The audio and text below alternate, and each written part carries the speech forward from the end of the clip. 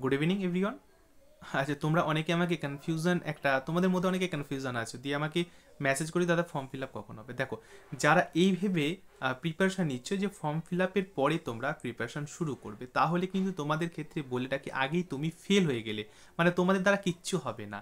যারা এটা ভেবে প্রিপারেশান নিচ্ছ, আর যারা দেখো একদম 2024কে ফোকাস রেখেছো, তারা কিন্তু প্রথম থেকে, অর্থাৎ 2023 থেকে পরীক্ষা দেওয়ার পর থেকে তার তোমরা প্রিপারেশন শুরু করেছো, মানে 2023-এ পরীক্ষা দিয়েছিলে কিন্তু 2023-এ ফেল হয়েছো, এবং তারা দেখেছো কোন কোন জায়গায় তোমাদের দুর্বলতার কারণে তোমরা ফেল হয়েছো, সেগুলোকে ফাইন্ড আউট করে তোমরা প্রিপারেশন সেই 2023-এর পর থেকে শুরু করে দিয়েছো।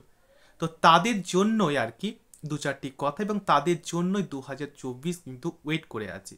আর যারা এটা যেটা বললাম, যে যারা ভেবেছো ফর্ম ফিল আপের করার অনেক ক্যান্ডিডেট আছে, না হলে তো 2, 3, 4, 5 লাখ ফর্ম ফিল আপ হয়, তার মধ্যে কেন 2-3 হাজারটা চান্স পাবে? হ্যাঁ, আর এই কারণেই দেখো অনেকে আছে যারা ফর্ম ফিল আপের ওপর ডিপেন্ড করে, তাদের জন্য 2-3 লাখের মধ্যে তারা। আর যারা 2023 থেকে প্রিপারেশন শুরু করে দিয়েছে, তারা 1 থেকে 2 হাজারের মধ্যে কিন্তু তোমরা সিলেক্টেড হবে, এটা কনফার্ম তোমরা জেনে নাও। দেখো, সামনে ইলেকশন আছে, হয়তো ইলেকশনের এখনও ডেট অ্যানাউন্স হয়নি বলে ফর্ম ফিল আপটা এখনও ডিলে হচ্ছে।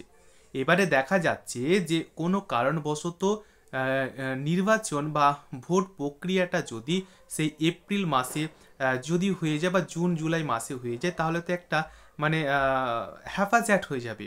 এই কারণে বোর্ডও দেখে আছে যে কখন ডেট ঘোষণা হচ্ছে, আর তারপর থেকে হয়তো এটা টেন্টেটিভ, সেটা চেঞ্জও হতে পারে।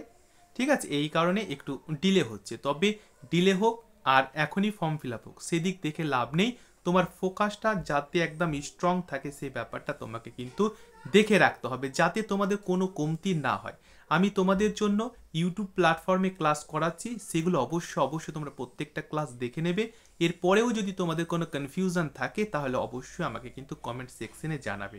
তোমাদের ফিউচার রেফারেন্সের জন্য, তোমাদের ফিউচার ব্রাইট করার জন্য আমি কিন্তু সর্বতোভাবে চেষ্টা করি। যারা আমার সঙ্গে জয়েন আছো অনলাইন অফলাইনে, তারা সবাই জানো তোমাদের জন্য কতটা আমার পরিশ্রম রয়েছে।